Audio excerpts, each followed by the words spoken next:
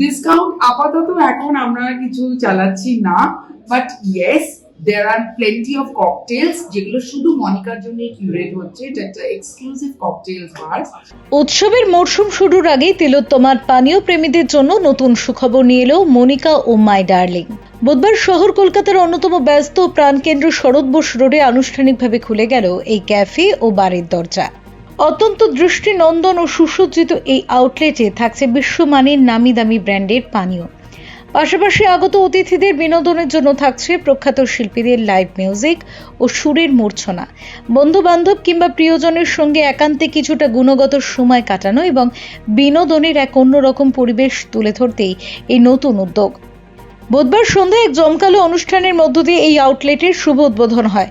উদ্বোধনী অনুষ্ঠানে বিশেষ অতিথি স্বরূপ উপস্থিত ছিলেন বলিউড খ্যাত তারকা রিচা শর্মা। সংস্থার দুই কর্ণধার আগত সমস্ত অতিথিদের উষ্ণ অভ্যর্থনা জানান। তারকা রিচা শর্মাকে কাছে পেয়ে এবং নতুন এই বার প্রাঙ্গণ ঘুরে দেখে স্বাভাবিকভাবেই উচ্ছ্বসিত সেখানে উপস্থিত অতিথিরা।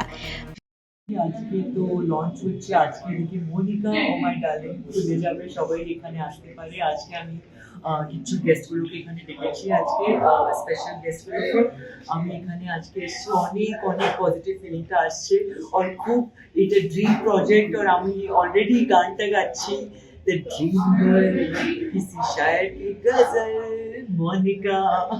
So you know that আমার সাথে এখানে যে আজকে দুজন আছে আমার সঙ্গে, সোনিকা আর ঋতুপর্ণা, এই দুজন এখানে এই ড্রিম প্রজেক্টে আজকে এখানে অত ভালো করে দাঁড়িয়ে দিয়েছি। আমি বলছি সবাইকে please come and rock this place.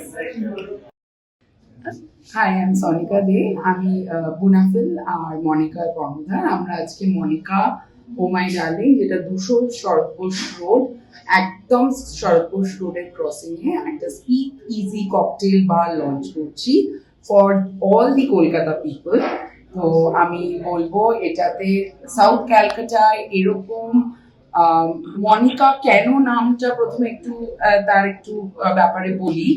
ছোটবেলায় যখন আমি পার্ক স্ট্রিটে যেতাম, আমি দেখতাম পার্ক স্ট্রিটে মোলারুজে যারা ডান্সার্স বা যারা ডান্স করতো, তো তারা মনিকা মানে ব্রিটিশ আমলে যারা ডান্স করতো সেই একটা চল কলকাতায় অলরেডি ছিল।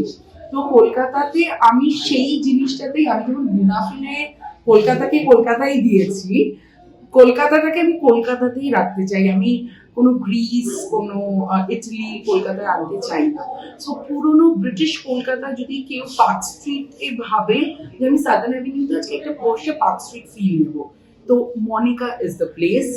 ঢুকবেন, ঢুকে দ্য কার্টেন্স, সেই ব্রিটিশ পর্দা, সেই ব্রিটিশের ঝাড়, সেই ব্রিটিশের ছোঁয়া, একটা বার ডান্সারের elements, live music, bar, everything, the cage, everything, মনিকার সমস্ত এলিমেন্টস, একটা মহিলার সমস্ত জিনিস দেওয়া রয়েছে।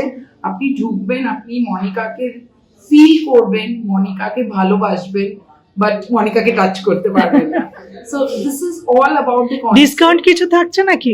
ডিসকাউন্ট আপাতত এখন আমরা কিছু চালাচ্ছি না, but yes there are plenty of cocktails যেগুলো শুধু মনিকার জন্য কিউরেট হচ্ছে। এটা একটা exclusive cocktails bar, so you can come here, enjoy cocktails. আর নিশ্চয়ই আমরা কিছু পুজোর অফার্স এন্ড এভরিথিং করবো, সেটার জন্য মনিকাকে ফলো করতে হবে এবং চ্যানেল 10 কেও ফলো করতে হবে। Bureau report, channel 10।